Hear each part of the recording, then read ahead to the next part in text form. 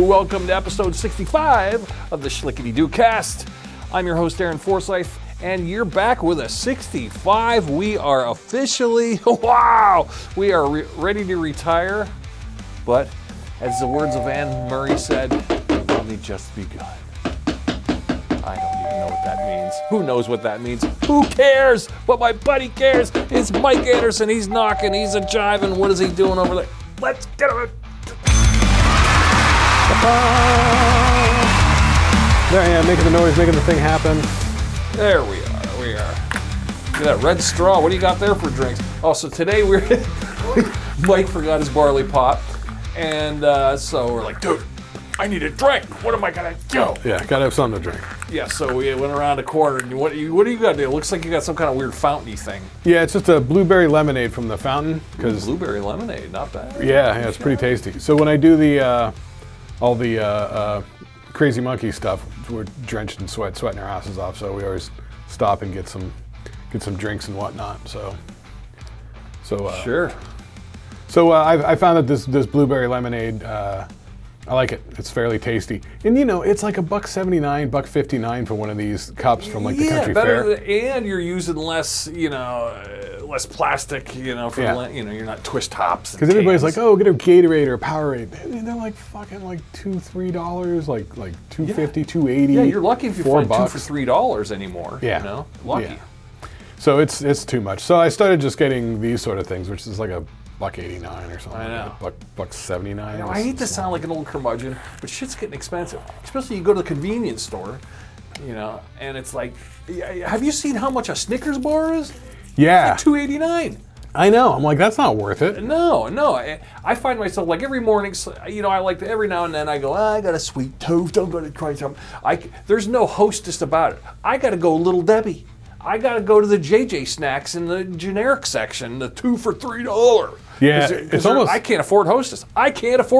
No, and it's almost not even worth it because some of those knockoff ones, like the Tasty Cakes or whatever, it's like a weird plasticky chemical chocolate. They're all weird. Yeah, I found I like the iced honey buns. The iced honey buns are all right. They're not great, but they're like okay. Yeah, I ended up getting. I worked Crazy Monkey last night. I worked a double yesterday. Worked my regular job and then Crazy Monkey, and so it was all through dinner time. So we're at that country fair. So I ended up paying $4.59 for a ham and cheese on a pretzel bun. Oh yeah, and those are good when they're fresh. When they slide them right down the thing, they're fresh. They're good. But if they've been sitting there for about an hour, the cheese gets kind of congealy on the side of hard, and it sticks. Yeah, and it weirdly sticks to the tinfoil. To the paper lining on the tinfoil. Yeah, that's about where it was. But I like the idea of the ham and cheese pretzel with the honey mustard on it. Yeah, the honey mustard was what sold me. I mean, it was all too much. They had like a big sub for like $7, and I'm like, that's too much. Like, it's not like I can just eat and sit around. No. Like, we were just sort of killing time before me and this kid Jerry. We were just killing time before we drove all the way down to Spartansburg. Ooh, that's kind of a haul, yeah. Yeah, and picked up like 4 things down there. At some, But you get the pretzel thing, yeah, and I could see you eating that. But $4 for that? $4.59. $4.50. Yeah. So once you get taxed in there, you're almost going into the $5 round. It's almost $5. It's craziness. Yeah. It's not that good. And it's not that much. But that was the thing. Like I can't do like a giant sub like this and get all bloated out. Like those things are heavy. We got to roll those up and move them around and that and then you can't be having shredded lettuce falling all over your lap while you're driving in somebody else's area. No. So yeah. I mean, stuff is ridiculously expensive. It's out of control. It is. And I, whatever economy schmomming, but it's still, to me, it's just greedflation. I think it's straight up greedflation. It is, and it's been happening for the past 4 years. Yeah, at least 4 years. It's nuts. And it's just big companies just taking advantage of this, and then everyone starts charging more, and then it trickles down to our convenience stores, which aren't convenient anymore.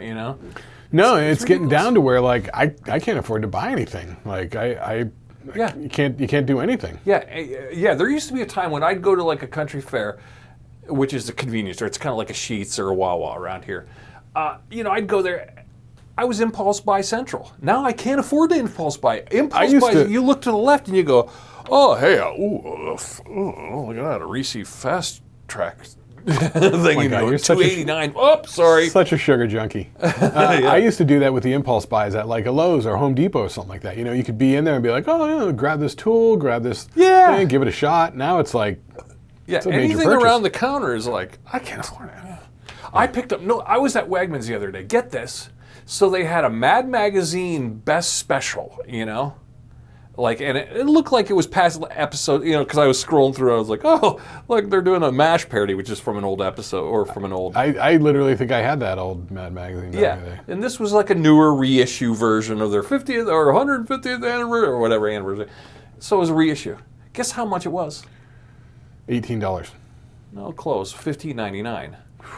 It was like 19-something in Canada. Yeah. Which I got questions. Speaking of Canada, you just came back to. I got questions. I got money questions. I want to know. Yeah. All right, let's start there. Okay, for those of you who didn't know, Mike last week went out of town. Yeah, the girlfriend and I went up to Canada to visit some friends of hers. Canada. Who were having a little private music festival thing that they do on their land and stuff, and all their friends come in and all that. So we went up to play some music, so people could hear the music that me and her have written and stuff like that. Okay, sidebar. We're in Erie here. We're close. We're about an hour and a half from Buffalo. 2 hours, you get to about Niagara Falls. You know, 2 hours, you're crossing the border up there. So we're up north here. So if you look, we're in Lake Erie. We're in Erie, Pennsylvania. But, you know, we're real close to Buffalo in New York. So you can get across the old Niagara Falls. Was it the and Peace, then you're in Peace the Bridge? Canada. The Peace Bridge, is what they called it? Oh, yeah. Something Peace like that. Bridge, yeah. So it was like outside. It's actually sort of straight north of us. Yeah. You know, on like the north coast up there. Oh yeah, if we could take a boat, if we could take a boat straight to Canada from Erie. But you got to go around. You know, if you're in a car, you got to go around. Yeah, through Buffalo and all that. Yeah. But overall, the drive time was like, I don't know, 4.5, 5 hours. You know, as they say. Yeah. Yeah, we got stuck in some traffic on the way up. You know, going through. So apparently up there in Canada, it was a holiday weekend. So Monday was a holiday. Do you know what kind of holiday? What kind of holiday did they have? I don't even know. Yeah, I don't even know what it was. Maybe some sort of like, I don't know. Running of the Elks? Labor Day, summer vacation sort of thing. I'm not sure. So Friday, everything was packed with all the cars and stuff like that. Right. Coming back Monday wasn't too bad. Travel-wise and time-wise and stuff like that. And you get up there and we get to the Peace Bridge and we're coming across it. And then it's the border, right? Sure. So you got to do the border. And so they got all these cars and it looks like they're spilling you out into like 12 lanes. Pick a lane and, you know, go through the thing. Oh, I've seen those, where, there's they have 4 with the green light on and then it veers off. And you go, what the fuck? Yeah. So they got, you know, trucks over here, RVs over here, cars over here. And it's like there's like, you know, 15, 16 lanes. Turns out there's not that many lanes. Yeah. There's like 8 lanes. But everybody ends up with these multiple lanes that eventually have to file in together. Right. There's always a shithead who has to push it to the limit. A lot of rude drivers in Canada, let me tell you. Really? Yeah, everybody always goes, oh, Canadians are polite. I mean, sure, one-on-one talking to them, but man, a lot of pushy drivers. That whole area where we were at, like there are a lot of fancy cars zipping around. Huh. It's like we're doing like the speed limit, like it's all kilometers up there. Right. So it's funny, we had the rental car with the fancy electronics. I could go into the system and flip it over to metric. So then it's like, oh, we're doing 80 kilometers an hour or whatever. You know? Right. So it's kind of funny. So like we're rolling like 10, 15 kilometers over the speed limit or whatever. And there's like, 4 cars, right? And it's like, there's some jagoff who can't fucking... what are you doing over the speed limit? He can't abide by it. He pulls out, passes like 4 or 5 fucking cars, has to ram his way back in to avoid a head-on collision. It's like, and people be like walking to like a grocery store, and they'll just stop walking right in front of you and just start looking around. It's just like no situational awareness, no consideration for others. One-on-one people were nice, but in a sort of like. When they're doing the task, everyone's got their idea to finish the task, and they're not budging. It was weird, but by that same token, the drivers around here in Erie are psychotic anymore. it's lunacy. Yeah, well, Erie doesn't have big city etiquette as far as the road. See, it depends. If you go to like Pittsburgh, everyone's got big city etiquette, so you gotta gun it when it's time to gun it. Whereas in Erie, everyone lollygags and fucking lollygags and gets pissed off and fucking. I don't know. I see a lot more aggressive driving here than I used to. Oh yeah. Yeah. But anyway, so up in Canada, weather was nice while we were there. It wasn't too terribly hot. Right. The place we were staying was their land, and then it just dropped off into this valley, and there was like a river down there. I couldn't even see the river down there. At one point we got in the river, but we went further down to where we didn't have to. It wasn't. I mean, it was a nutty climb down. People were climbing down, but I just had that ingrown toenail, taken care of a couple of weeks ago, so I wasn't going like climbing the rope or whatever. But nice cool breeze coming in and all that sort of stuff. So yeah, it all went well. Came off without a hitch and everything like that. Everything. It was nice having the rental car because we could go into like one of these little nearby towns in like 15, 20 minutes. Right. Yeah, it wasn't too bad. So when you go into this weird nearby town, it's pretty normal. It feels like, all right, here we go. It's just like something out of Americana, right? It's sort of weird. It feels very much like America without that sort of uniquely American sort of thing to it. It sort of didn't have that aspect to it. It's kind of like when you drive around out here, because like I said, with the Crazy Monkey, we had to drive downstate a little bit, and you look at the barns and stuff like that. Okay. And you definitely see the influence of the southern farms. In Erie, you're saying? Or around here? Anywhere around here. Yeah, you've got like a sense of like Civil War, and like you can almost feel like, Johnson's oats thing on the side of a barn. Right, yeah, you get that sort of thing. Mailbag, yeah. Yeah, up there in Canada, it's like less commercial. You don't see the signs on the barns. It's just a little bit different. You know what I mean? It's like you can kind of, sniff the British influence more. Really? Sort of thing. Okay. Yeah. What about the French Quebecy thing? Does that pop around? Well, everything up there is in two languages, kind of like everything out in the Southwest is also in Spanish. So up there it's French. Oh, okay. So a lot of French. Yeah. So all the stores, instructions on packaging, any stuff like that. Yeah. Yeah. That's all got French stuff on it too. I wonder, I don't know anybody who's from Quebec or from that area. I wonder if you were straight off the boat from France and you got dropped into Quebec, would it be the same? You know what I mean? Or do they have a Quebecian accent? I don't know. It's like that way with Portuguese. Right. That's what I was thinking. I'm making a comparison here. Because there's like Portuguese, and then there's Brazilian Portuguese. Right. And neither I nor my girlfriend who speaks Brazilian Portuguese really know too much what the difference is, But they do, right? Yeah, there are differences. And they'll hear your accent, right? Accents is one thing. Yeah, accents is a whole different sort of thing. But yeah, I mean, as far as I know, up in Quebec, that whole province, it was all French territory, and sort of remained so.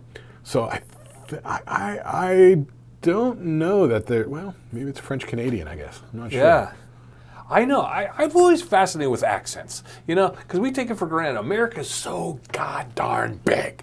And, you and I could tell the difference if they're from, New York or they're from Atlanta, from Florida to Texas. I mean, there's, we might even have an accent being from Pennsylvania.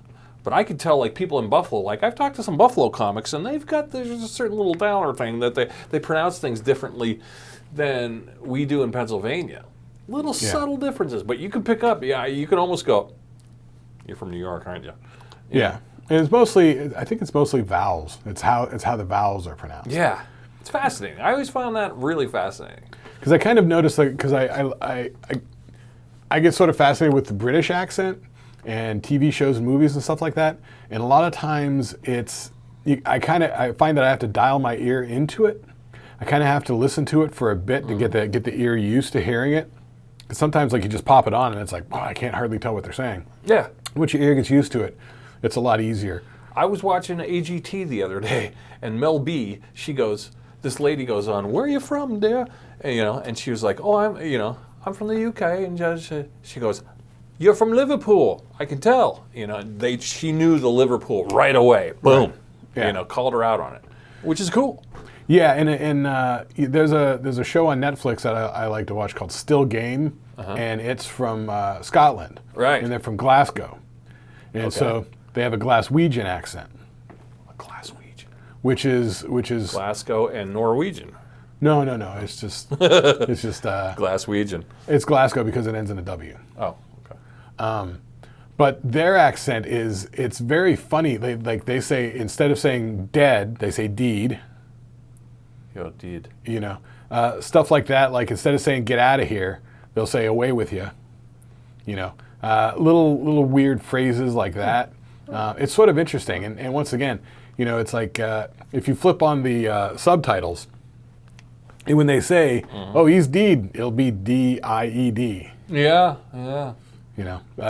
So I find that show very fun to listen to and stuff like that. Once again, it's sort of hard to understand them when you first put on. Now, it's not like those things on YouTube where you can pull up Scottish people with really thick, heavy accents. Oh, yeah. And that was a sort of gag in Hot Fuzz, where they have to take the one old guy from the police station with them to talk to the old farmer because he's got such a heavy accent nobody can understand him. Right. Sort of thing. So yeah, there are videos on YouTube where it's like people, and I don't know where they're at in Scotland, but they're just really leaning into the accent stuff and trying to probably, I think, deliberately not be understood. Yeah.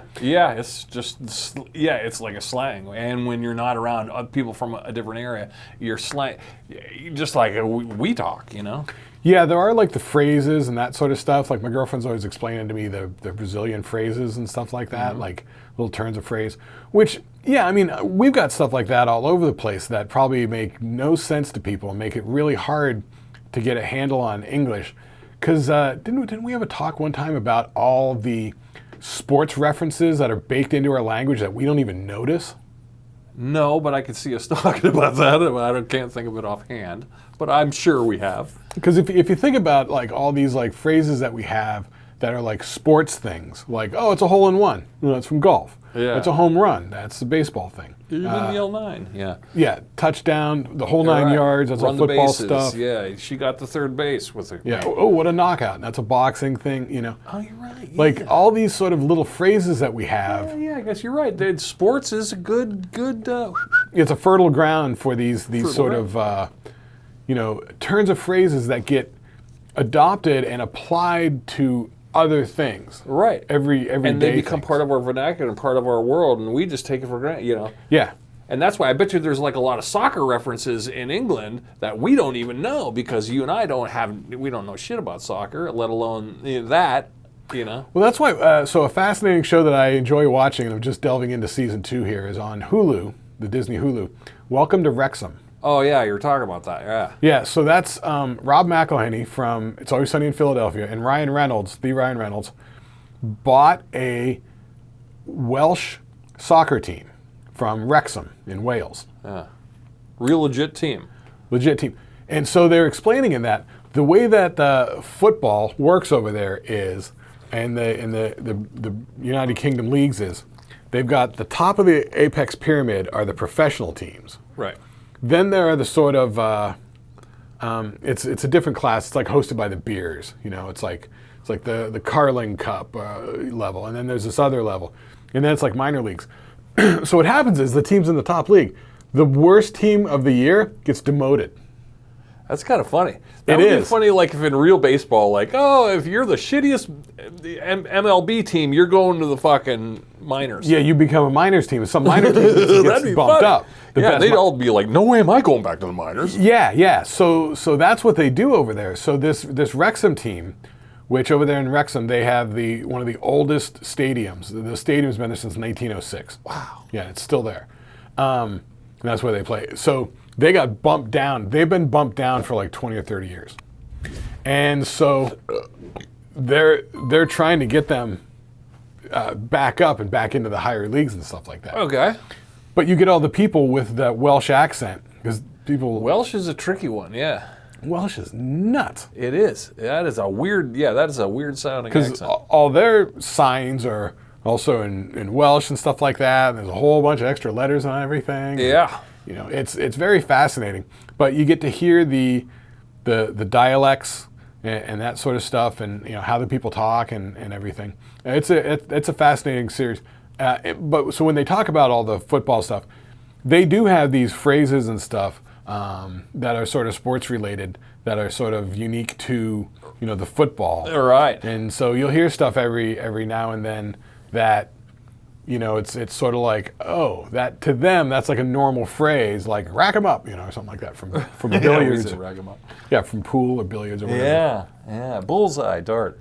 Right, exactly. Yeah, bullseye. Yeah, just from throwing darts, which they have too, but maybe they don't call it a bullseye. Yeah, they could just call it like a cork spot or something. Yeah, Like, cork spot. What are you talking about? I just made that up, but. Yeah. They may have. It's a different name for it, but it's the same sort of thing. But it's all sort of fascinating, the use of the language and these sort of like local like turns of phrase. So you're in this place. What Collinswood? You're in Collinswood. No, so the place we were up to, like I said, it was sort of rural. These people's property, but there's a little town. Well, there's a couple little towns close by, and some are like really rural, like intersection traffic light, like one traffic light sort of places. One horse town. Yeah, one horse town. That's an American Western phrase. But there was like 20 minutes away was this little town called Collingwood, and it was sort of nice. It almost had the feel of like a old like Western town, or like late 1890s or early turn of the century sort of thing. Yeah. But it wasn't American. It's more Britishy Canadian sort of thing. But the buildings were all in like really nice shape. Apparently it's a popular touristy place. Oh, and so people just walking up and down the streets. Walking down the street, there's a camera store. I haven't seen a camera store since I was in London. Oh, yeah. And then 2 doors down, there's a music store with music gear and stuff like that. Weird. My girlfriend's friend works at a rock store, like rocks and geodes and all that sort of stuff. Oh, okay. And there's like little restaurants and all that sort of stuff, and the insurance offices and all that sort of stuff. Okay, now at this point, say you're there, you go, okay, let's go get a cup of coffee. Are you pulling out American money, or did you do any exchange rates? We did. The girlfriend, so I take care of logistics and stuff. So I did the rental car and stuff, and then the girlfriend takes care of stuff when we're in the place. Okay. So she takes care of buying the food and all that sort of stuff. Yeah, didn't you go to a diner or something like that? Yeah, all the time. Okay. Yeah, because we went to, the Saturday, we were like, oh, let's go get some breakfast. So we rolled into Collingwood, and found a diner, like Chad's Diner or something like that. I forget. I got a couple pictures of it somewhere. But we went there and just ordered platter. Do you pay with a card, or do you pay with the Canadian money? Did she? She was doing both. So sometimes she would pay with the card. Like just putting gas in the car, or I could see the card with the gas. Yeah, or like the gas station. She said the most expensive thing we bought was I got 2 6-packs of beer. Whew. She said I didn't see the prices, but she's like that was the most expensive thing we bought. And I'm like, wow. Yeah, maybe they have high alcohol taxes. Yeah, but she did get some Canadian cash, and so we tried to use that as much as possible. Which Canadian cash is weird. There's no texture to it. It's all smooth. Yeah, I think I remember that. It's colored weird. Do they still have the $1 coin? I don't know. I suppose. I mean, I wasn't really dealing with it too much. It was just I don't know. It's so I'm fascinated with Canada. Sorry, guys. I know I love to ask Canadian questions because I might be joining you one of these years. I don't know. I kind of wish Canada's a place I should have been. I have relatives there. It is sort of nice. It feels a lot like America, but it doesn't have the sort of American roots of like the South, the racism, all these sort of like the Old West. It doesn't have that sort of tinge to it. But it does feel like it's a little bit more better managed. Cleaner, like better manicured yards, better manicured streets. Yeah, just like keeping up on the roads for the most part. Not a lot of spray paint. Right, yeah. Right. garbage is picked up.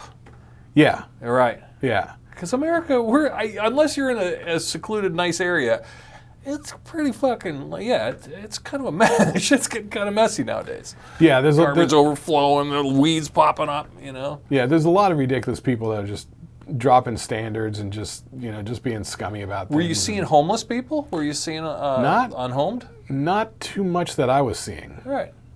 Yeah. So, but I'm not sure. But so up there, there's this lady that we were talking to, and her son was there. His son was like probably 17, 18, 19, something like that, she was, and so we kept running into her all over the place. Like we ran into her when we got there on Friday. Then Saturday when we went into Collingwood to get some food, we ran into her on the street. So we were talking to her there. And then Sunday we went to get breakfast. We went to one of the little one-horse stop towns. She's there with her son and a couple other people that were from the thing, and then other people from the thing showed up, and and so we kept running into her and talking to her, and she was like, and then we saw her later, on Sunday at the back at the music festival thing, and she's like, my son's fascinated at the fact that you guys don't have health insurance, and we're like, yeah, we can't afford it. Yeah. It's crazy expensive, and she's like trying to explain to her son that, we pay more in taxes, but healthcare is paid for. You don't have to pay for health insurance. Yeah. Like whatever happens, they take care of it. And their garbage is getting picked up off the street, whereas we just rely on Good Samaritans to do it. Yeah. Well, yeah. But so it's definitely interesting up there. It definitely it's like when I was over in England. Because England has like a much smaller population. I mean, England is literally like the UK. Oh yeah, you can fit 40 of them across. Yeah, like the UK is literally the size of New England here in the States. Yeah, you could drive from one end to the other end in 2 hours, or 3 hours, isn't it? Something like that. 3 hours. I thought it was 3 hours in a car. Maybe east to west. Yeah. Yeah. That's what I meant. But going from like London up to it's a little taller. Up to Scotland, yeah. Because we took a train, it was like 5 hours or something like that. It's by train. That's no stopping. But the thing over there is like, because it's smaller and more easily managed, they can keep up on things better. Sure. Like there was no place that we went into that had like a trash, dirty old bathroom sort of situation. Yeah.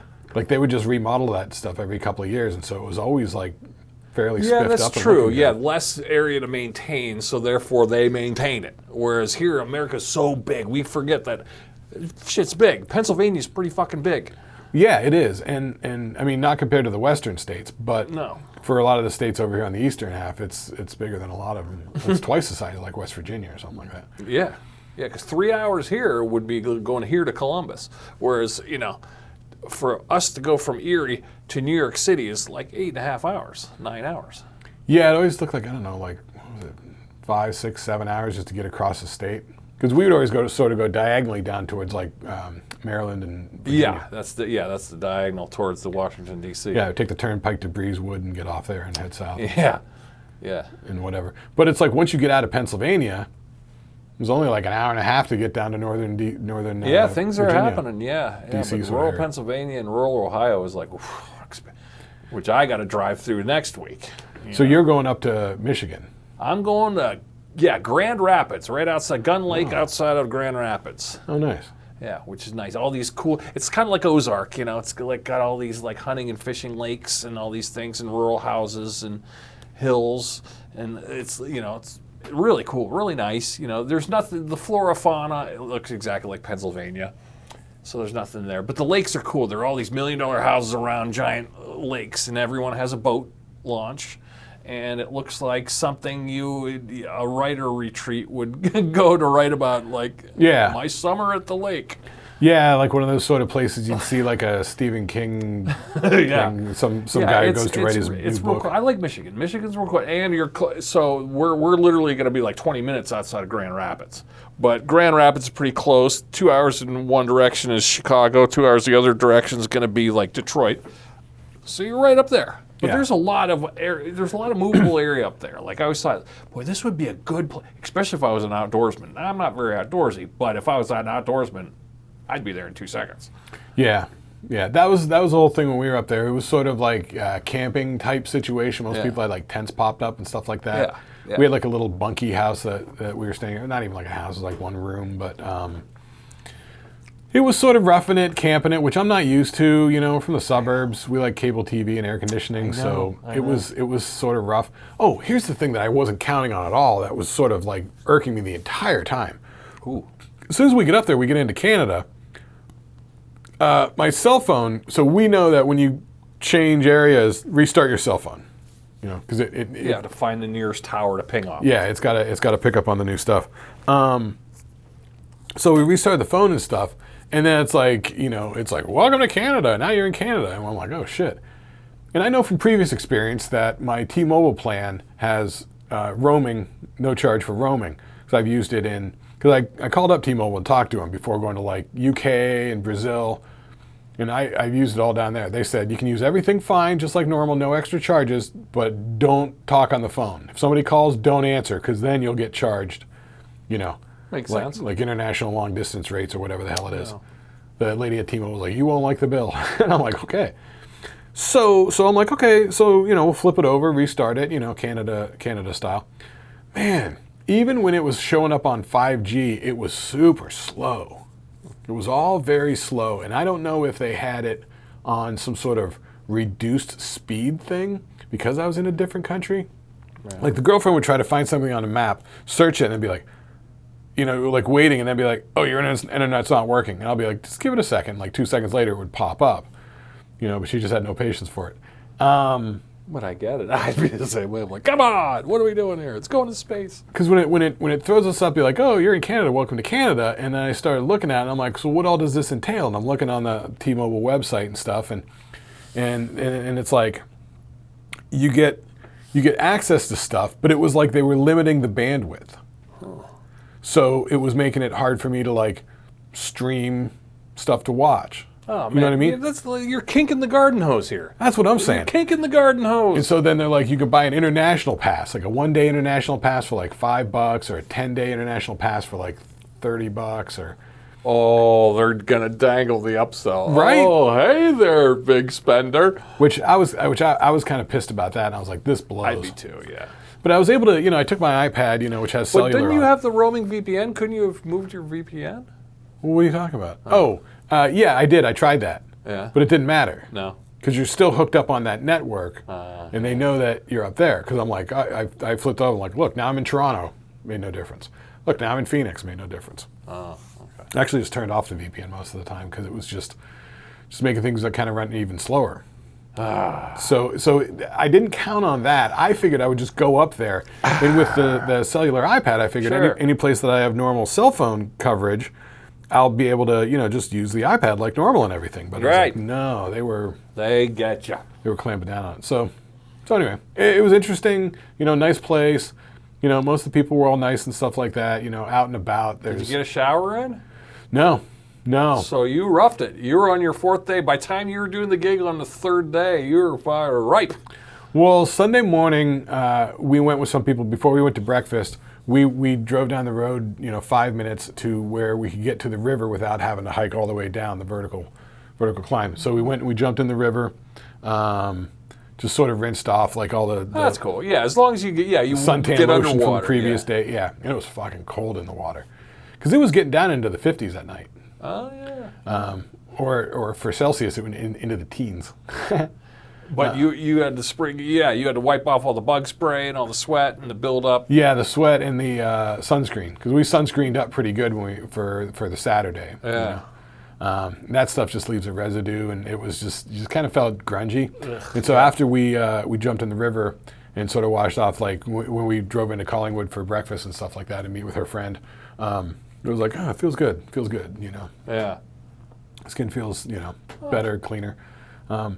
But, you know, overall, it's interesting. It was just weird sort of being up there, being so far from home, not knowing anybody up there. Yeah. My whole thing is anytime I go anywhere, especially any place rural, I'm always looking around and I'm like, how does anybody make a living around here? How does anybody do anything? Because I'm so used to, like, you know, I mean, I have a hard time finding ways to make a living here in Erie. It seems so... Yeah, when you're in like a one-horse town, a two-light town, you go, all right, you got a nice house over there. How are you? A lot of nice houses all over. Yeah, how do you, unless you just retire there? I don't know. What happens? I don't know. I mean, it is the sort of place that a lot of people would have like a second home, retirement home sort of thing. There are a lot of really nice homes around there. Sure, but why there? I mean, it's maybe 40 minutes outside Toronto. Yeah, yes, yeah. You know? So it's right on, they kept calling it the North Coast. So I don't know if there was like Lake Ontario. No, Ontario was over to the side. But I don't know if like Lake Huron was up there or something like that, or it was just some small lake like Lake Champlain or whatever. I don't know. Yeah. But because we did, like the data was coming in slow, so you couldn't poke around too North much. Coast. Yeah, you go. Wait a minute. Lake Erie would be the South Coast to you guys. You're up there, But even here in Erie, people here say we're the North Coast. Yeah, because we're right at the tippy top. We're on our tippy toes at the end. Yeah, but Canada's interesting.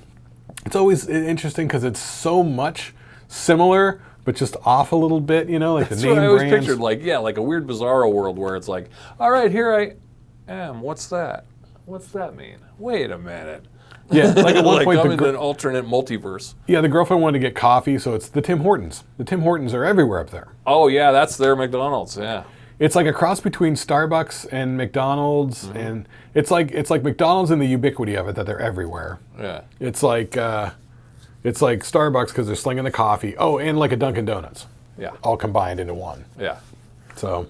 Yeah. We didn't end up finding one because at the time where she wanted to find one, she's looking them up on the maps and she's like, oh, there's like 3 around here. It's some college that's closed for the weekend. Oh. And she's like, oh, there's supposed to be one here. Oh, maybe it's inside. And then she goes, oh, let's try this one over here. It's in a mall. You know what I mean? Oh, You got to get out and walk in or something like that. And it was like, and every one that we were finding that was close to the roadway had like a line out it and stuff like that. And so Weird. yeah, so we lost like 40 minutes just trying to find a Tim Hortons so she could get some coffee. Yeah. And then at a certain point, it's like, whatever.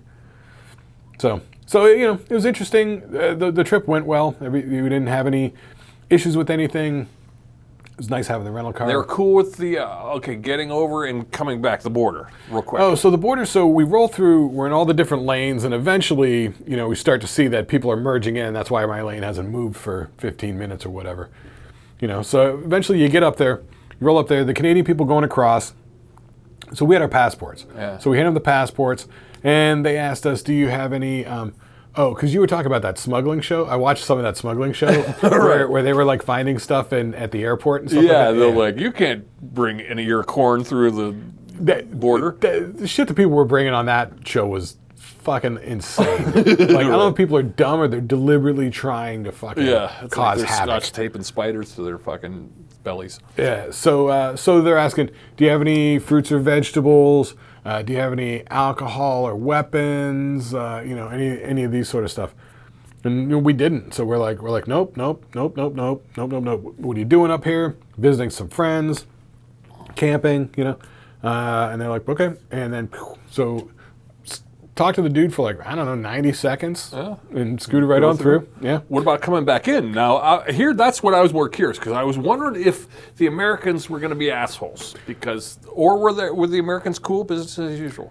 Yeah, pretty cool, business as usual. The guy was, I could hear Black Sabbath playing in there in his little booth. And I was like, War Pigs. And he kind of just asked the same questions. It is the weekend that Ozzy died, so a lot of radio stations are playing Ozzy. Yeah, probably a week or so after. Yeah, that's what I was kind of thinking. But so when we were coming back, he just asked us sort of the same sort of things, how long were you up here? What were you doing? Are you bringing anything back? And he's like, do you have any like this or that? The fruits, the vegetables, alcohol, weapons, all that sort of stuff. I'm like, no. He goes, are you bringing anything back? And we're like, no. We're trying to bring back as little as possible. We probably had 1/6 less stuff in the car than when we went up. Yeah. We were consuming we brought 4 12-packs of seltzer, 4 gallons of water instead of 6 and stuff like that. And we were just eating through food. I just brought some sandwich fixins and stuff, sub rolls and deli meat and stuff like that. So good idea when I said don't be bringing alcohol across. They have a whole thing. Yeah, definitely that like I don't know if I was like, oh, I got a 12-pack of Bud Light. I don't know. Maybe they would have confiscated it or I have no idea. But it definitely would have added time to it. Yeah. I mean, we could have just said no and, they'd never Right. know. Unless they think we're suspicious looking to have us unpack the car. Which, I get pulled out of line at the airports a lot. Like one time I was saying to Laura Land, I'm like, I get pulled out of line at airports all the time. And the dude goes, step on over, It's funny, I've traveled so much, I barely ever did. I got the long hair and stuff like that, so I sort of expect it and stuff like that. Like I'm never doing anything, underhanded, so I don't ever care. But I'm just they're always like, oh, step over here, we're gonna go through your bag, and I'm like, all right, whatever you want to do, man, So yeah, so there you go. I think the exchange rate was $1.40 Canadian equals $1 American. Oh, okay, $1.40 Canadian. So if I had a Canadian dollar and 40 cents, I could trade that in for a straight up dollar. Right, which means you're losing 40 cents on the exchange rate. Ooh. Man, I would have thought with our economy kind of being weird, I would have thought it would have been better than that. But worse? I don't know. And no word of tariffs or anything like that? No, I mean, just, Yeah, that might be a corporate thing. Yeah, nothing that I didn't see anything. It's sort of hard to tell. I mean, like we'd be out to breakfast, and I'd be looking at the prices and stuff, and I'm like, oh my god, that's crazy, expensive or whatever. But like I think it was just the $1.40 to $1 sort of thing. So the prices look like they might be slightly higher, but with the exchange rate, I don't think they actually are. Yeah. If your pancakes were $14.99, you'd be like $14.99. Right. Jesus Christ. For pancakes, yeah. Right. But exactly. In all actuality, that $14.99 is American would be what? Like $7.99. Like $9.99 usually, something like that, which is what people are charging for stupid pancakes or whatever. Yeah. So it wasn't kooky. But so interesting Canadian facts that we found. Like when I was over in the UK and I was in Scotland and I was poking around the grocery store just for shits and giggles. I like English muffins, but the Scottish don't like anything English. At the time, they were doing this, trying to go. Don't they call them something different? Go independent. Well, that was the thing. I didn't know what they called them. Oh, so, yeah, I know what they call them. What's that? Don't they call? I don't know. I keep wanting to say scones, but they don't. They call them crumpets. Crumpets. Crumpets. That's it, Yeah. Scones are different. Yeah, it turns out they call them crumpets. So up there, we kept seeing pea meal bacon. Okay. Which is what we call Canadian bacon. Oh, which is essentially ham. But it's a certain cut of ham. Canadian bacon's fucking tasty. Yeah, I kind of actually prefer it. You get a breakfast sandwich with an English muffin and an egg and cheese and Canadian bacon. There's something. It's just a denser flavor. It's like sort of a smoky flavor. Like Canadian bacon's tasty. So they call that pea meal. So that was interesting. Wow. Little stuff like that. Huh. I got something for you. Speaking of Canada, in lieu of you going to Canada. We've been talking about Canada for a long time. I know. This is a Canadian special here today. But I did fun foods in the U.S. foods you surprisingly cannot find in Canada. Oh, well, yeah. Here's one. Okay. Did you know you can, well, let's bring it on back. Little Debbie's snack cakes. You're not seeing you won't find Little Debbie's there. Well, here's the thing.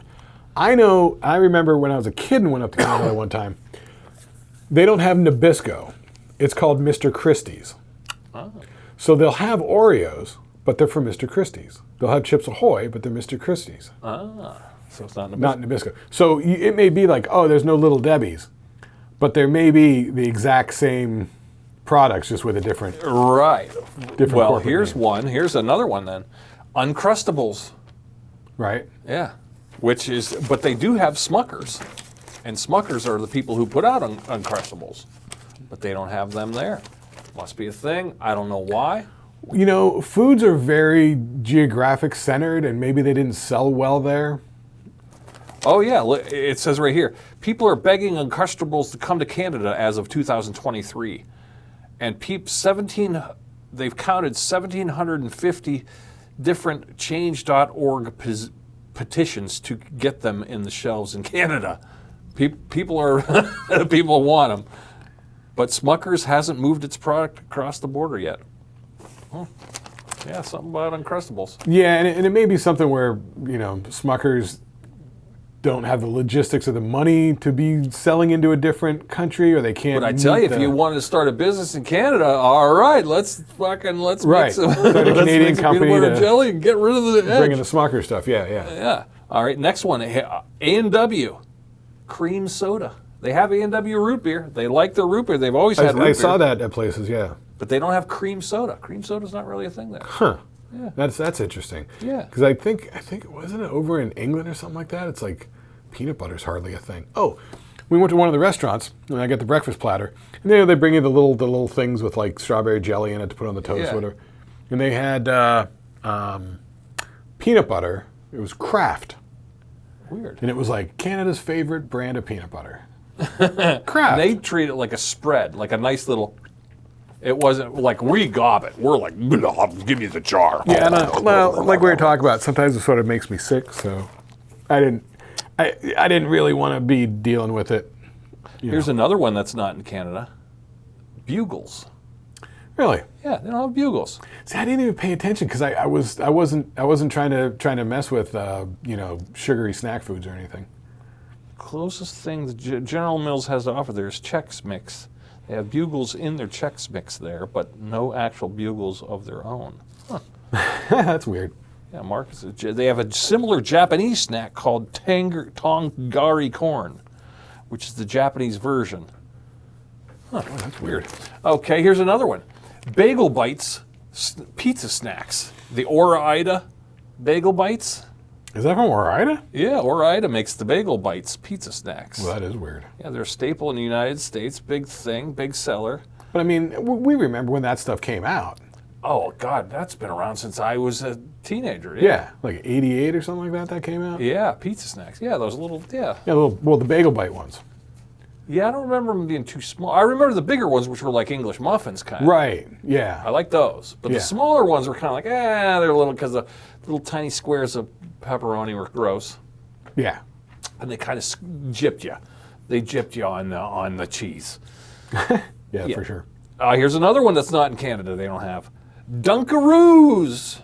Now, you mentioned this on one of our lists of the years the other day. What the hell are the Dunkaroos? Do you have any idea? Well, Dunkaroos are, let's see,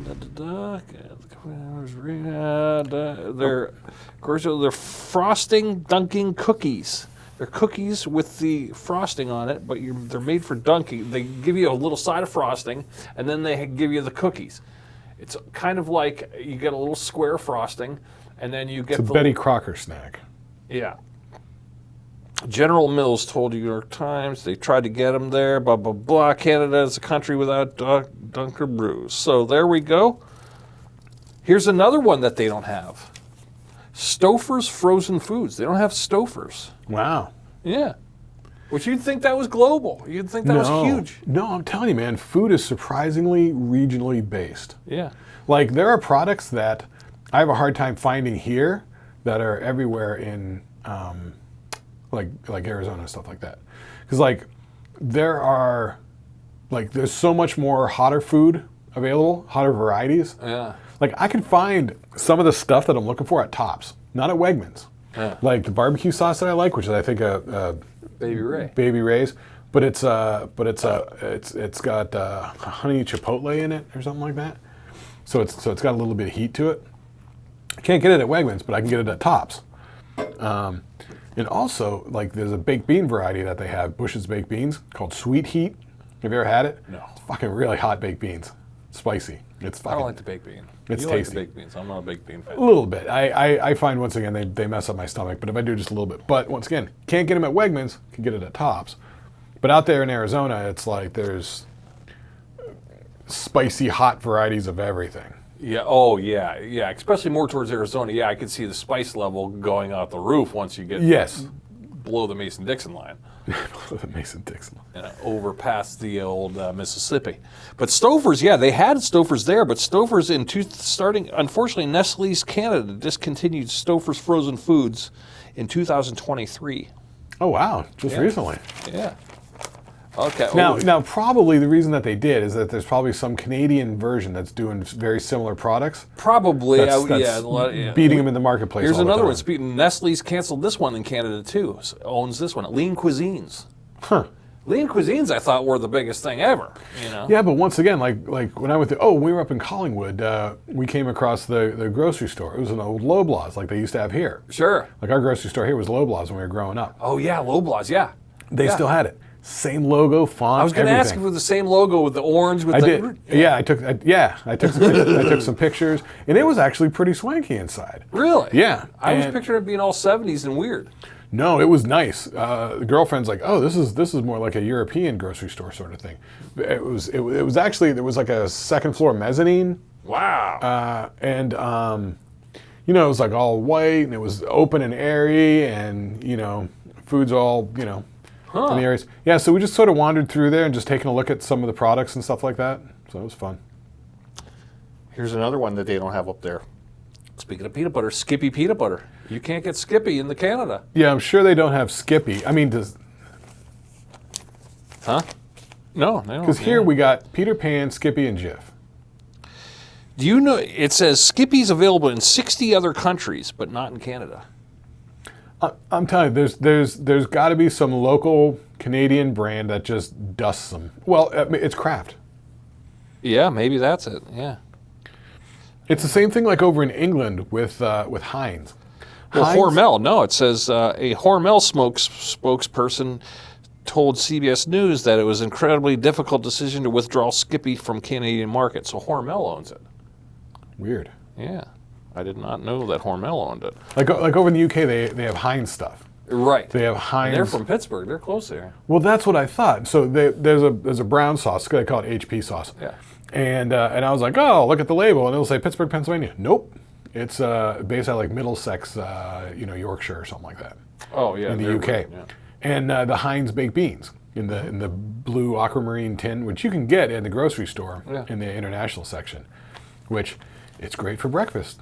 I couldn't imagine baked beans for breakfast. That sounds disgusting. Because it's different flavor of baked beans. It's very, very mild.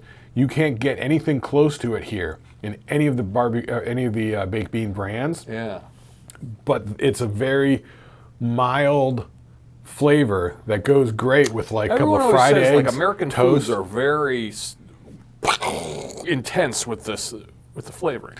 Yeah, those what's that YouTube channel with those two guys that they show like American foods to like British school kids and stuff like that? Oh yeah, I have a couple of those I watch. And they were showing them like sandwiches and stuff like that, and they were all saying how sweet the American bread is. How it seems like there's sugar in the bread and stuff like that. Sugar and everything.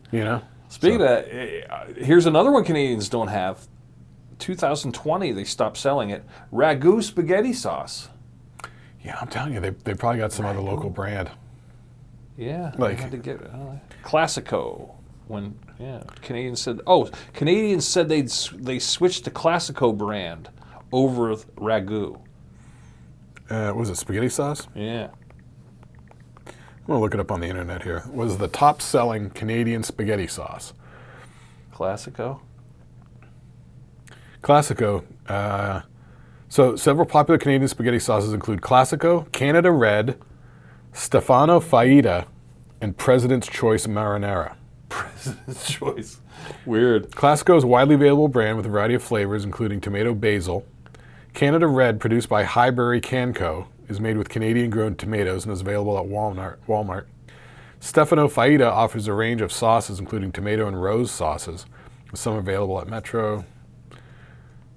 So yeah, interesting. Here's my last one on this list. So Ragu spaghetti sauce. Oh, the last one. Okay. Did you know here we have, at any given time, we have 10 different kinds of Girl Scout cookies you can get. Well, 10 models. Flavors. Yeah. At least. Or designs or whatever. Yeah. In Canada, on a good day, you'd be lucky if you could find 3 flavors in Canada. Which, in Canada, they only have classic chocolate sandwich, classic vanilla sandwich, and the mint. They don't have, like, here we've got like Samoas and Thin Mints and Caramel Delights and Tagalongs and all the. Well, because once again, I think the thing is here, everybody, like, they're not even Girl Scout cookies anymore. It's a whole business. It's a whole big business. Yeah, and I wonder how much really goes to the Girl Scouts, you know? I mean... Oh, probably none. Yeah, they bring in 0.05. But the thing is, it's like they try to make it a big, huge business. Where up there, I don't think it's as... I think it's more... It seems like they have a bit more pride in what they're doing. Yeah? Like, they're interested in making a good product.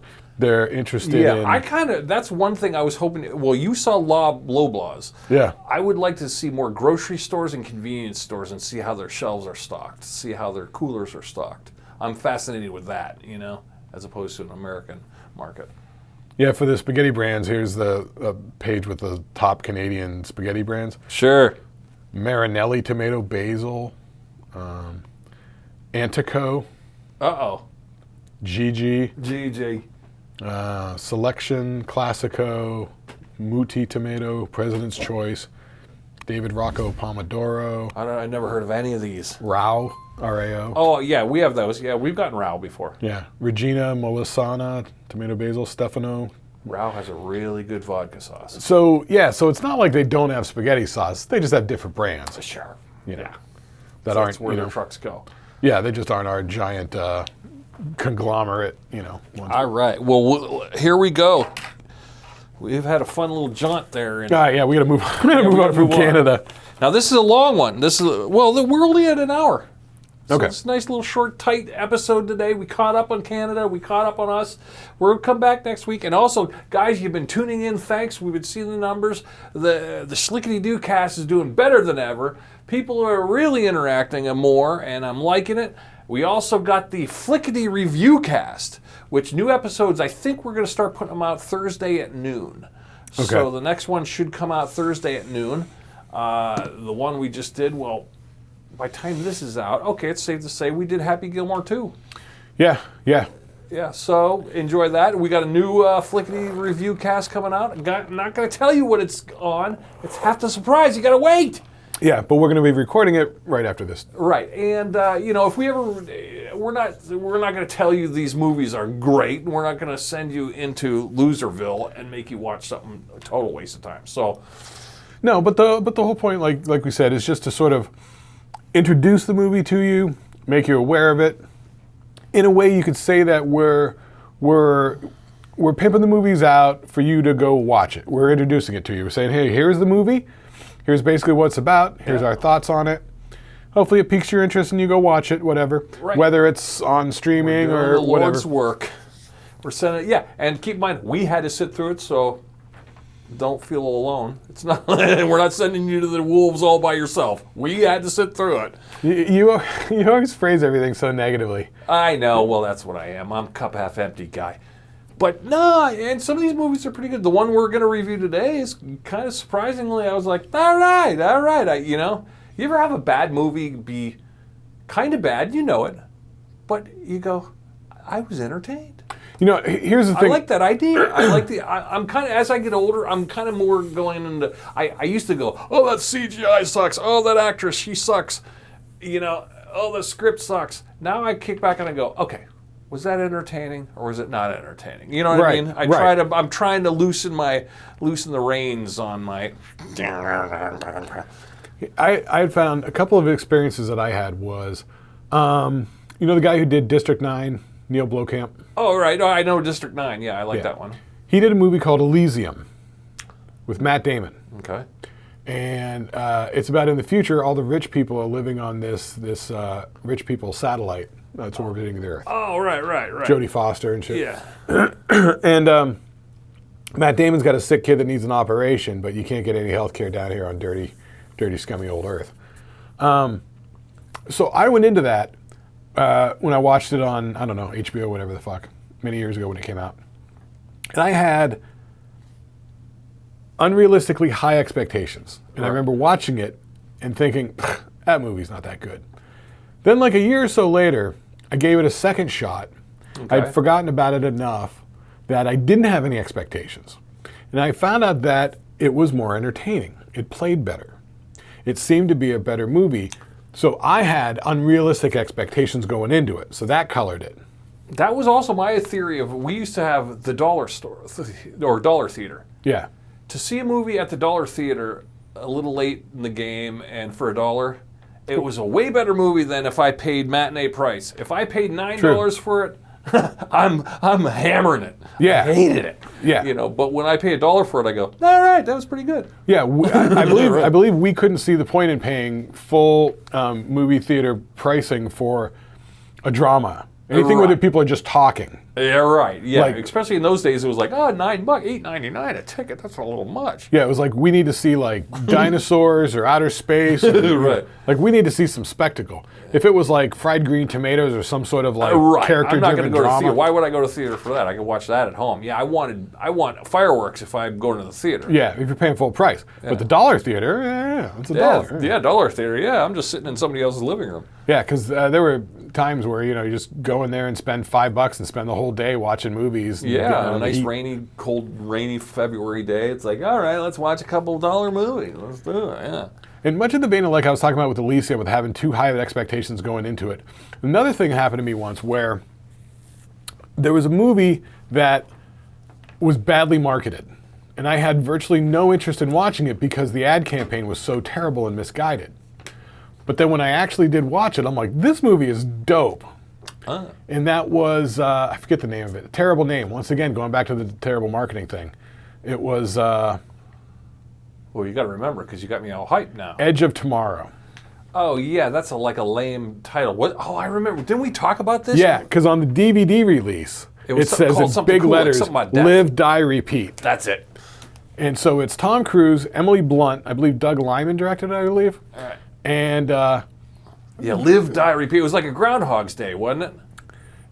Live, Die, Repeat is such a much better title. Oh, hooky. It could have been so much better marketed, because it's a great movie, Yeah. you know?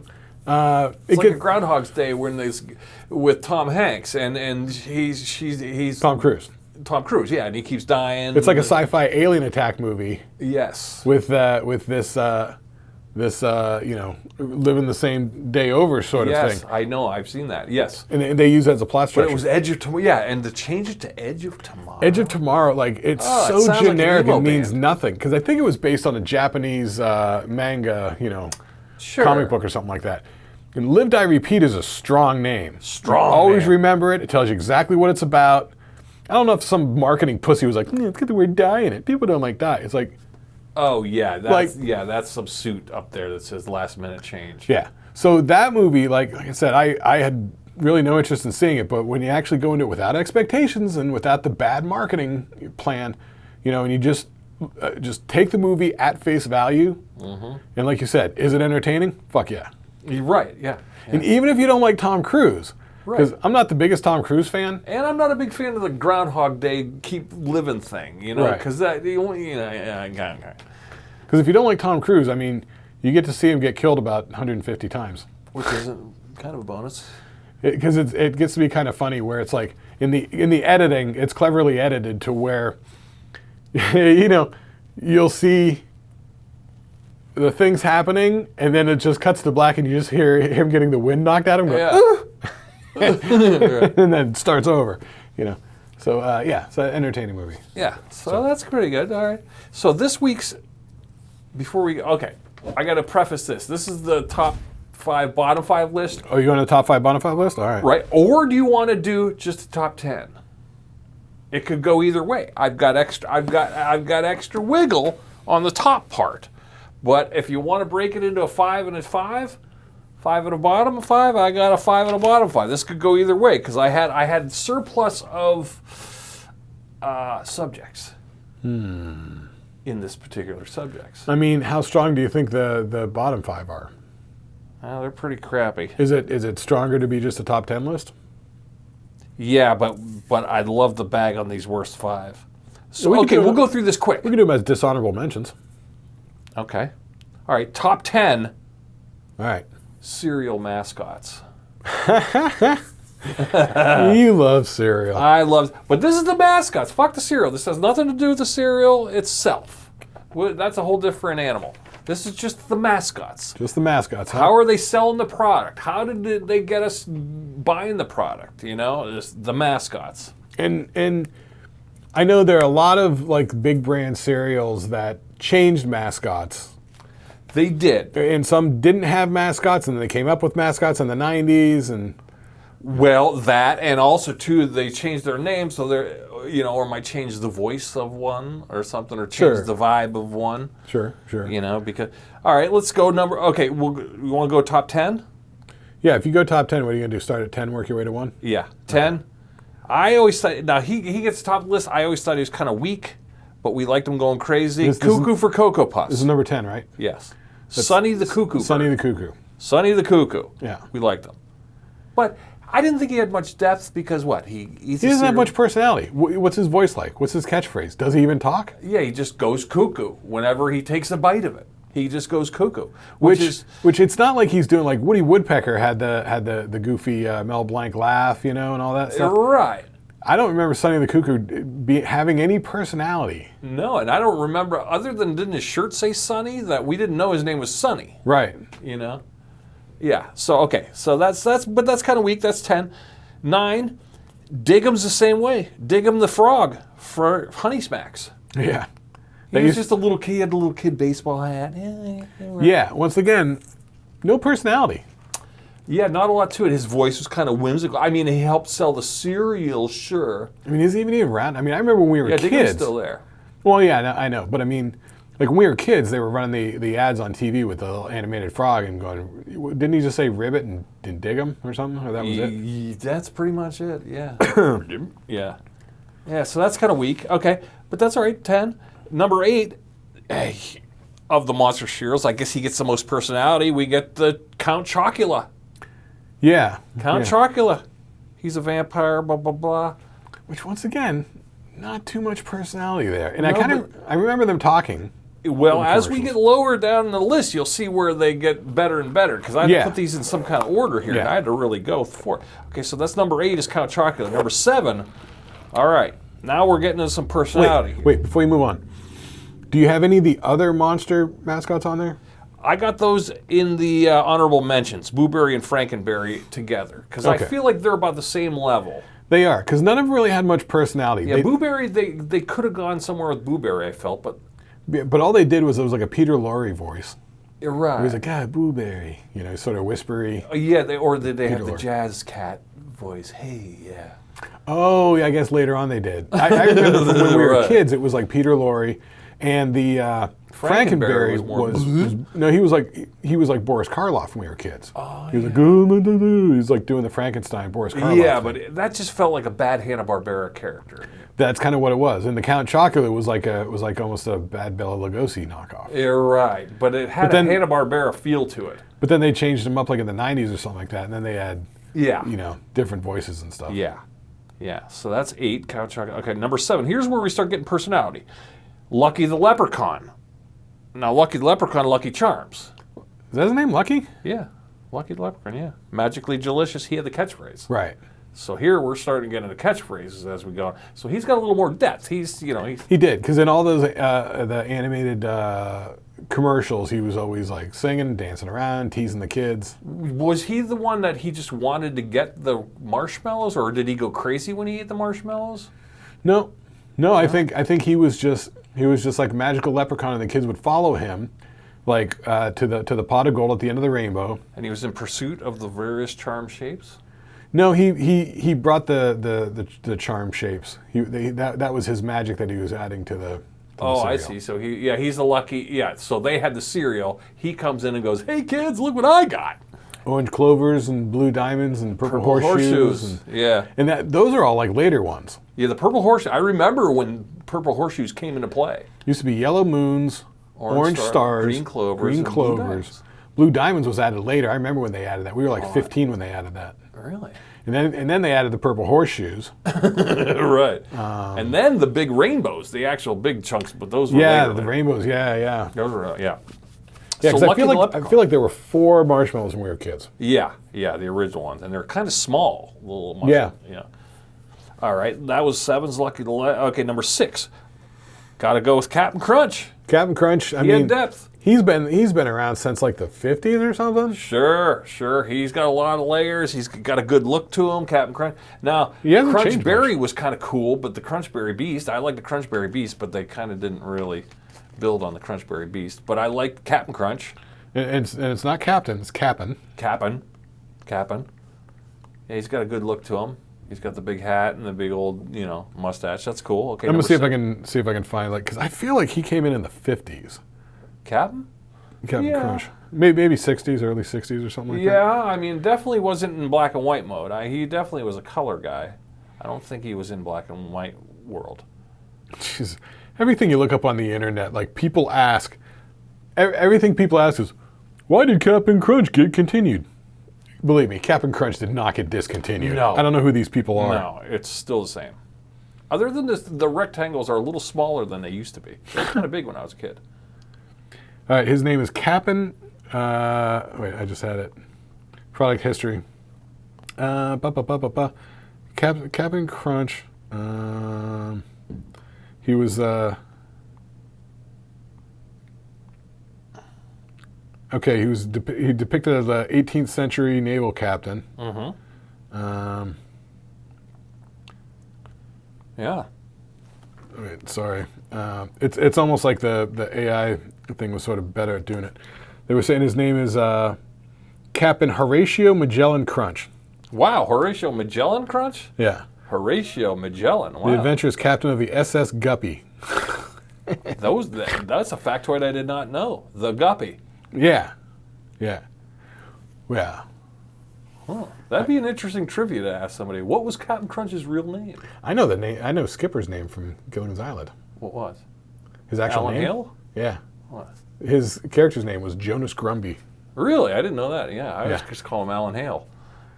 No, That was his real name. well, no, it's the actor's name. Yeah, but, right. but the character's name was Jonas Grumby. Oh, I didn't know that. And the professor's name was Roy Hinkle. They always just call him a professor, but Ah. I think it's in like one of the first black and white episodes. They say it over the radio. Oh. Wow. And they said Gilligan's name too. Was it Gilligan? I think it's his last name. Oh. I was like, okay. Number 6 was Captain Crunch. Number 5, we got to go with number 5. Snap, Crackle, Pop. Only because they've been around a long time. They've been around a long time. You got the 3 of them together, and it works with the noise, the snap, crackle, pop of the cereal. Once again, I think they've been around since the 50s. Yeah, they were one of the original gangsters. I think I've seen like black and white ads. Yeah, oh yeah, they're with those OG. guys. So Snap, Crackle, Pop, they're pretty solid. That's a pretty solid trio mascot. Which probably another one around, much like that. It's probably not on your list because it's not cereal. Those Keebler elves. They've been around since the 50s too. Oh yeah, the Keebler, the Keebler elves. Yeah. All right, so that's number 5. Number 4, newer guy. Well, fairly newer, but Buzz the Bee. I think Buzz the Bee for Honey Nut Cheerios because you got the honey and you got the nut. You got the Cheerios and the bee. I feel like I remember when they started with the Honey Nut Cheerios in the late 80s. Because I remember as a kid, Cheerios were super boring, and I always thought, why don't they have a mascot? And they never really got a mascot for a while until the bee. Honey Nut Cheerios. It's a whole different product. Oh, you're right. Honey Nut didn't come out till I want to say 80s. I feel like 89 or something like that. Yeah. Let's see. Yeah. Buzz the Bee is named. I didn't know his name was Buzz. I thought it was the bee from Honey Nut Cheerios. But he's kind of cute. Are you looking it up? Yeah, I'm going to see if I can find out what year Honey Nut Cheerios debuted or started. Ooh, I'm going to guess 87 if I had to guess. Ooh, 79. Ooh, I was way off. Yeah. All right, number 4, okay. Number 3, this has got to be one of our favorites. I'm not a fan of the cereal too much, but the Trix Rabbit, number 3. For a mascot, silly rabbit, tricks are for kids. You got the whole thing. What was his name? Did he have a name?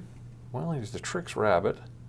He's trying to get, but he had the Sonny the Cuckoo Bird thing where he'd go crazy if he got the tricks. But the kids, the funny thing is he played Silly Rabbit or simply Trix is his name. Yeah, but I like that character because it played off the kids. The kids said the catchphrase. He didn't say the catchphrase. Yeah. And he just wanted to get the cereal, much like the Cuckoo for Cocoa Puffs. Yeah. But way more dimensional level and more character goofy than the stupid, Yeah. Sonny the Cuckoo stinks. Stinks! Number 2, I thought he was kind of easy to watch, easy to listen. Toucan Sam. Oh, yeah. Toucan Sam was pretty legendary for Fruit Loops. Yeah. Follow your nose, it always knows. Yeah, he's always singing the song. Yeah. Yeah. Now, in the 80s, they started like, oh, let's put him in a safari hat. Oh, started making him do stuff. But I liked in the original when he was just kind of simple and just follow your nose. He was just kind of schleppy and dumb. Yeah. But yeah, okay. And of course, the original gangster. We got to go number 1. Tony the Tiger. Yeah. Epic. Epic. Epic. He's been there saying that they're great for definitely since the 50s. He fucking put Battle Creek, Michigan on the map. Well, a little bit of that, but yeah. super successful as far as cereal mascots go.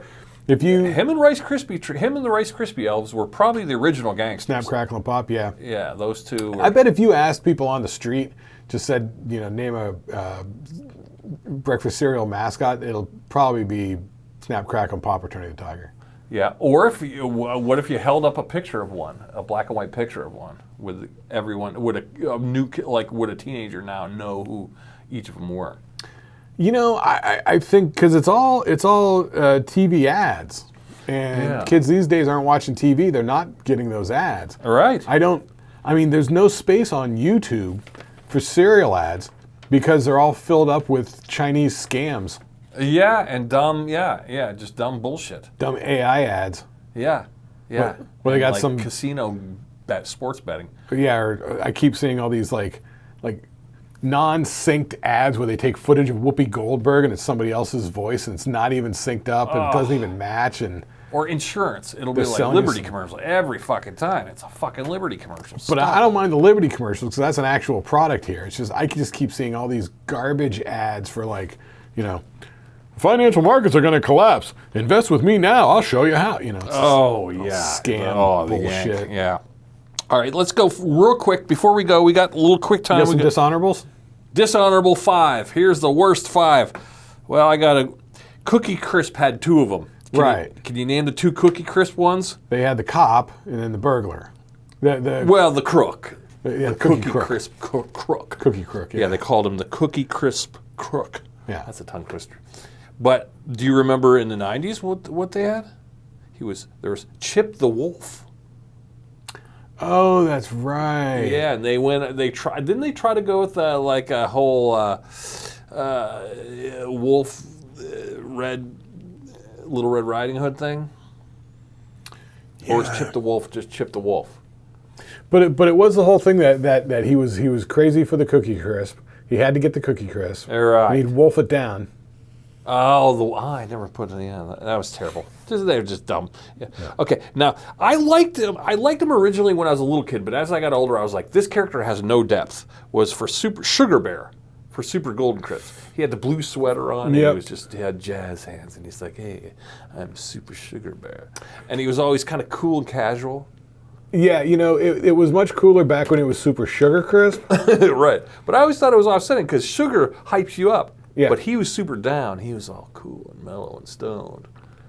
He was Super Sugar Bear. Hey, welcome, Sugar Bear. He was like, and I always remember he had the blue turtleneck. Yeah, it was a turtleneck. You go, whoa, why is he wearing a blue turtleneck? Like a flattened sort of hat or something. Right, like that. I don't know. I don't know if that's good or bad. I can't tell. I don't know. So I put him in the worst list. Maybe it was good, maybe it was bad. I don't know. He always looked like he would fit in with the Bloodhound, not the Bloodhound gang, but the Mystery Inc. kids from Scooby-Doo. Yeah, he could have solved a crime.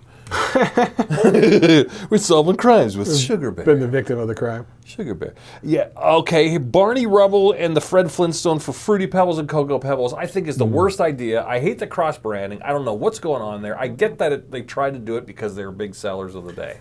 Yeah, when Hanna-Barbera was huge then. Yeah, Hanna-Barbera took off pretty big. Mostly, so the Flintstones was the Simpsons of its day. Sure.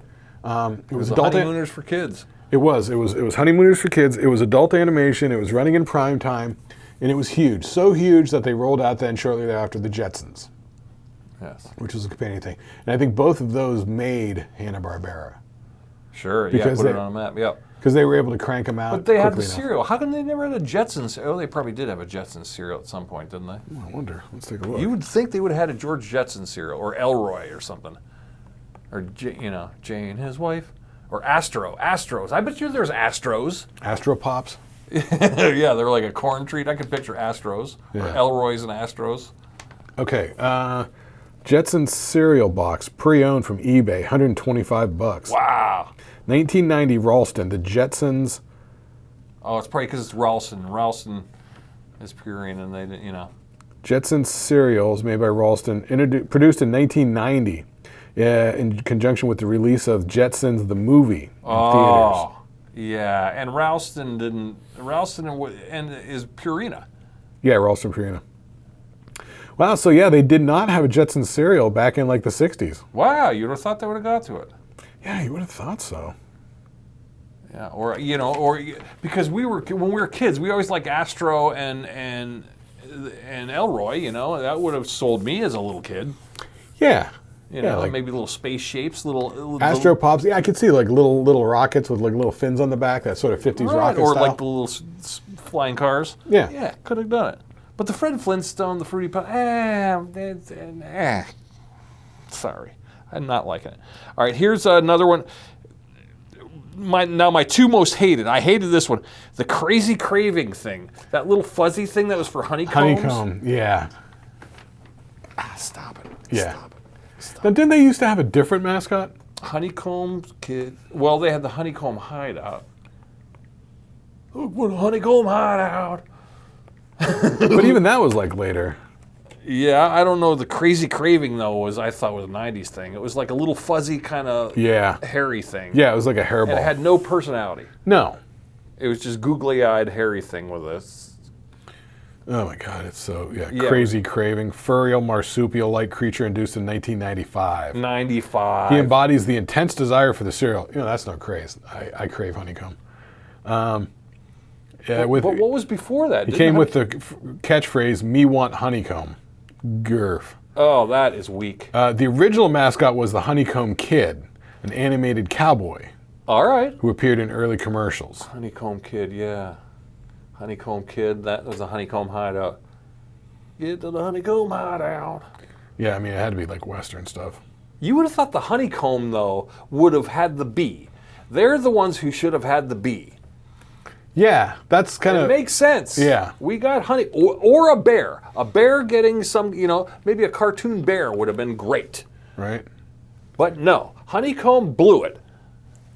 Oh. So this Screen Rant has a video here. Every Honeycomb mascot ranked.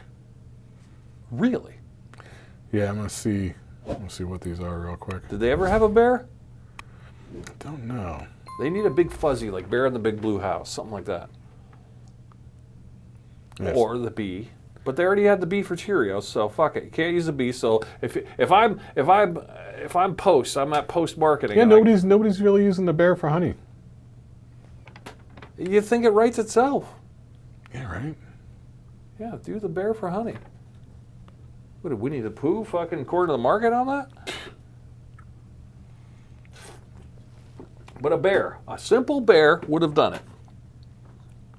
Yeah.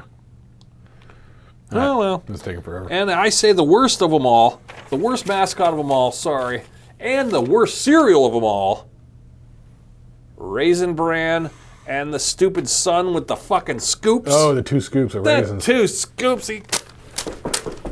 All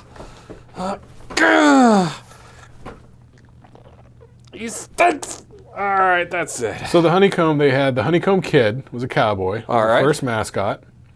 Honeycomb Kid introduced sometime in the 1960s. He was based on a cowboy archetype. All right. Inspired by the 1957 Jimmy Rogers song Honeycomb. Yeah, that's when everyone liked Westerns back in the 50s. Right. Animated character would always find a way through trouble on his wagon. Go down the list. Honeycombs. His commercials ended around the 70s before a new iteration of Honeycomb Kid appeared in the 80s. Now a reference to the 80s sports movie, The Comeback Kid. Oh. This new mascot was a live-action child who used honeycomb cereal to give himself the energy he needed to compete in whatever sports he was participating in. I remember this was some kid playing baseball. Some baseball kid. Kind of like a Wheaties concept, huh? Yeah. Yeah, it was like some kid in a baseball outfit, and he's going up to bat, and the kid's all nervous, like, oh, I hope I don't strike out. And then he remembers back to breakfast when he ate his honeycomb. He's like, oh, yeah, that's right, I had honeycomb for breakfast. And let me guess, he rips a homer, yeah. Crazy Craving, the honeycomb monster, debuted in 1995. Stinks. Mascot is sort of a Tasmanian tiger with wild hair and bulging eyes.